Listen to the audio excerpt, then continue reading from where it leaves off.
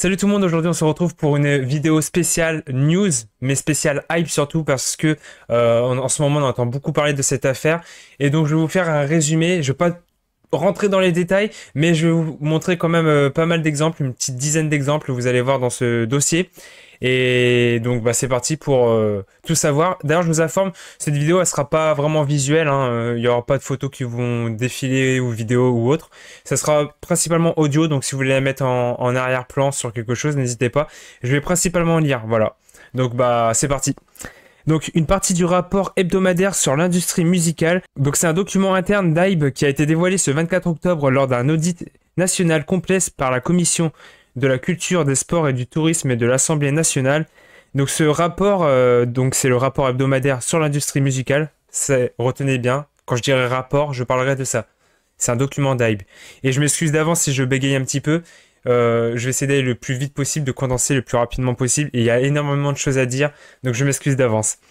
Donc ce rapport a été édité par un ancien critique musical qui est désormais rédacteur en chef de Weverse Magazine, une filiale d'Hybe.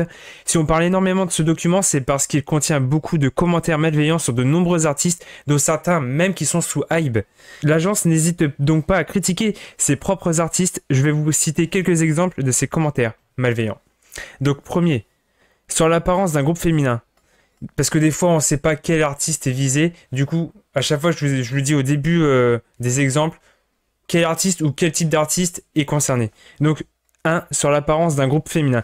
Être jeune n'est pas tout. Elles ont fait leur début dans un groupe alors que les membres étaient les plus moches. Personne ne ressemble à une idole et elles se produisent vraiment comme dans un concours de talent de collège.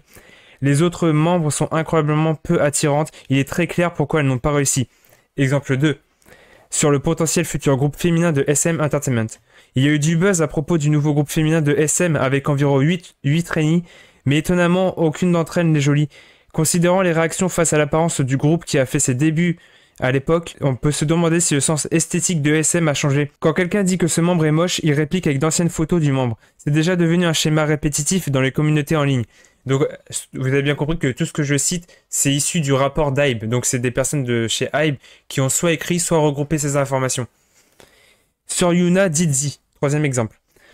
Comme d'autres anciennes idoles féminines de JYP telles que Sunmi et Yuna, elles semblent montrer des signes similaires d'exposition à long terme à un environnement où maintenir une santé mentale saine est difficile, ce qui se traduit par une tendance notable de sa part à se concentrer sur son apparence et à son sex appeal. Quatrième, sur le physique de Kyunjin de NMIX. Les réactions pour Unchained Star Diary, donc c'est une émission l'émission d'Unshay, se sont calmées après l'apparition de Kyunjin. Au début, certains désapprouvaient le format où un oppa d'une autre mère passait du temps avec le plus jeune frère ou la plus jeune sœur de tout le monde, mais cette fois les gens ont trouvé mignon de voir des lycéennes devenir jalouses les unes des autres en demandant « Est-ce que tu as un nouvel ami ?» Il était nécessaire pour la construction du personnage d'Unshay de trouver une approche qui lui permette de se montrer plus à l'aise. Elles ont également filmé un défi, mais Unshay a dû grandir à ce moment-là car les différences de taille entre les deux étaient trop visibles. 5. Sur le physique de Changbin de Stray Kids. Le pire, c'est que Changbin de Stray Kids a également filmé un défi avec NMIX et il avait à peu près la même taille qu'elle.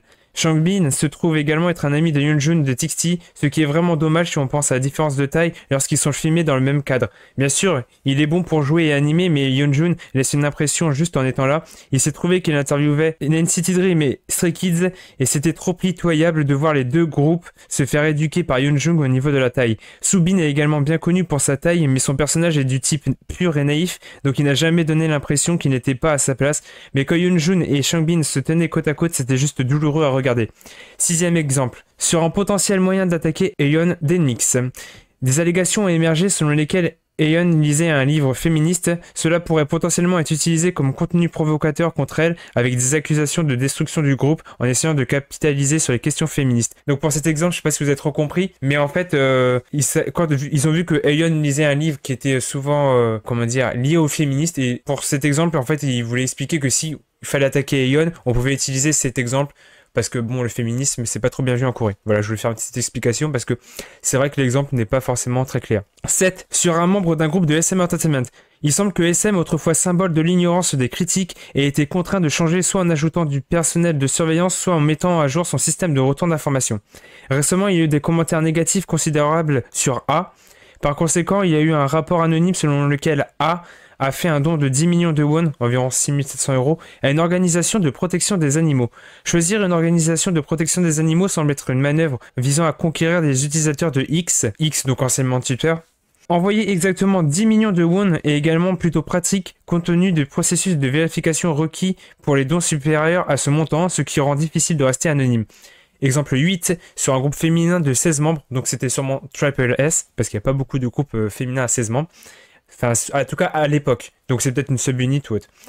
Elles adoptaient une ambiance superficielle d'idol japonaise de fin de carrière. La chorégraphie qui avait été présentée comme massive lors d'une tournée à l'étranger a été décrite comme amateur, loin de justifier l'étiquette de grand.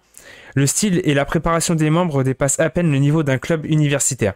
D'ailleurs, l'un des producteurs de Triple S a réagi en mettant sur sa story Instagram une photo de l'article accompagnée du message « Vous avez peur » et d'un smiley qui rigole. Exemple 9. Sur la popularité d'un groupe qui s'est produit à Coachella, sûrement Blackpink. La montée en popularité de ce groupe a commencé avec Coachella et il semble qu'une stratégie similaire soit prévue pour l'Europe.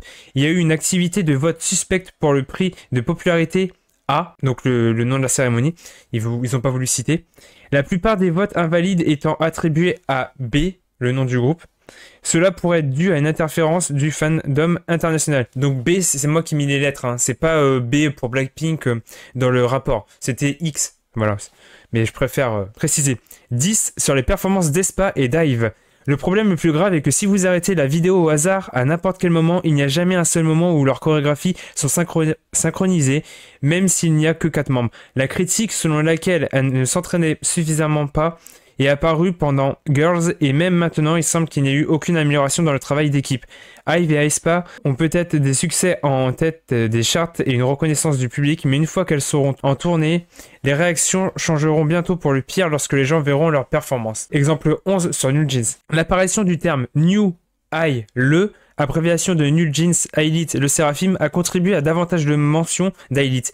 Il pourrait être nécessaire d'introduire une forme de catégorisation différente de celle de la 4e génération existante comme l'âge des groupes de filles à succès Blackpink, le Séraphim, Aespa, Ive. Nous avons eu quelques difficultés ces derniers jours avec le terme New mais nous pouvons nous débarrasser de New et trouver une nouvelle expression. Et enfin, le dernier exemple, donc 12e exemple, sur un groupe masculin de SM Entertainment. Il y en a qui pensent que c'est Rise, mais bon, on n'est pas sûr, donc je préfère pas propager de rumeurs, j'ai préféré laisser le groupe Ive. Le groupe SM, pardon, groupe masculin SM.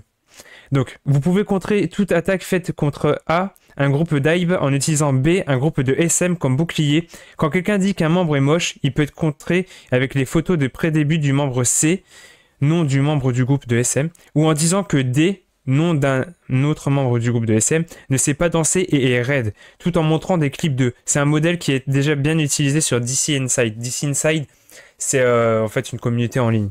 Pour le moment, seul le contenu d'une petite partie de ce document aurait été révélé.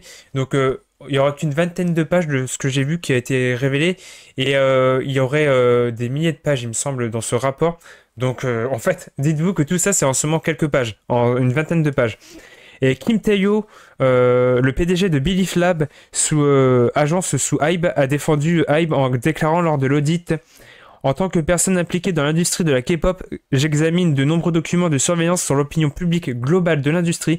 Il ne s'agit pas de la position ou du jugement officiel de Hybe, mais plutôt d'un recueil de surveillance en ligne. Le média Hankyoreh a rapporté ce 30 octobre que Bon Si-hyuk, président d'Hybe, a demandé aux dirigeants du label d'envoyer le rapport à des cadres des autres agences sous Hybe.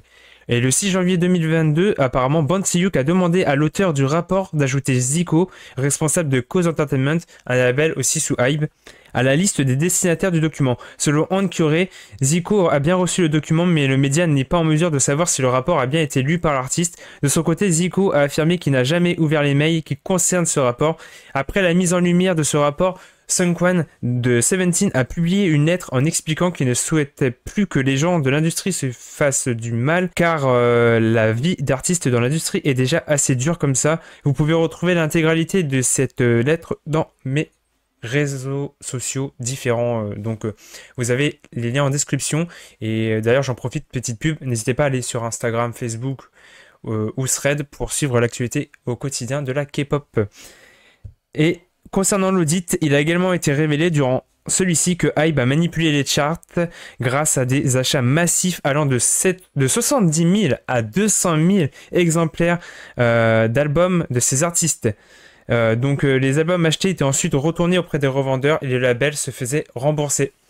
Voilà, je suis désolé pour les petits bégaiements ou autres. Je voulais vraiment faire le plus condensé possible. Je vous avoue qu'en ce moment, j'ai pas trop de temps en plus de faire des vidéos. Vous avez vu, la semaine dernière, il n'y a pas de vidéo de news. Donc là, vraiment, je suis désolé. Je sais que le montage ne sera pas ouf, mais j'espère que vous m'en voulez pas trop. Et je vous souhaite à tous une bonne soirée, un bon gros week-end aussi. Voilà, et à la prochaine. Salut!